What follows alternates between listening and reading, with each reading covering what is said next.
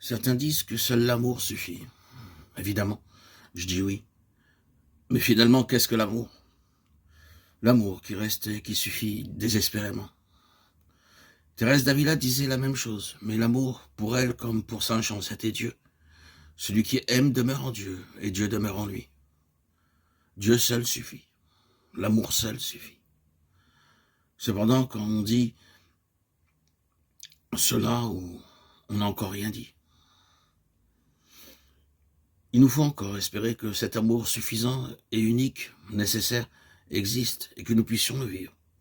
Si nous croyons à l'amour, comment croire à pareille réalité sans espérer la connaître, la goûter et sans doute la partager? Et voici que s'ouvre une autre interrogation. Qu'est-ce qu'espérer? Qui espère et en quoi? En qui espère-t-on? Car bien souvent, derrière le même mot espérance, nous ne mettons pas tous la même réalité. Le sens habituel du mot espérance, confondu avec celui d'espoir, concerne en effet l'avenir, l'attente de quelque chose qui n'est pas encore là et qui, d'une certaine façon, déréalise ce qui est présent. C'est en ce sens que certains parlent de l'espérance. Or, ce n'est pas de l'espérance qu'il s'agit, mais de l'espoir. Et les critiques à ce propos restent tout à fait pertinentes. Que peut-on attendre du monde, de l'homme, de l'univers, tous ces êtres pour la mort? Malheur à l'homme qui met son espérance dans l'homme, dit le psaume. Tout homme est menteur. Jésus lui-même n'avait aucun espoir, c'est-à-dire aucune illusion sur l'homme. Il allait passant son chemin, car il savait ce qu'il y a dans l'homme. Dans la pensée sémite, espérer n'est pas attendre quelque chose à venir. Espérer, c'est se confier en quelqu'un.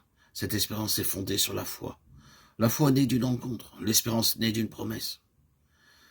Abraham est l'archétype de cette espérance-là. Il croit en la promesse, il espère en sa réalisation parce qu'il espère en la présence qui l'accompagne sur le chemin de cette réalisation. Dès lors, notre question sera, quel est l'objet de l'espérance? C'est ce que vont découvrir Abraham, le peuple d'Israël, et un certain nombre d'hommes et de femmes à sa suite, en désespérant des objets avec lesquels ils identifient la promesse.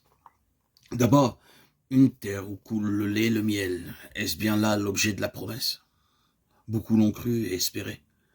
Pourtant, après avoir découvert cette terre et être entrés en sa possession, ils surent que ce n'était pas là l'objet véritable de leur espérance. Serait-ce alors le Messie, celui qui rétablira la paix et la justice entre les mondes? Certains aujourd'hui encore l'espèrent, et il ne vient pas, disent-ils, parce que nous ne l'espérons pas assez. D'autres affirment que le Messie est déjà venu. Cela n'attend-il plus rien ou plus personne?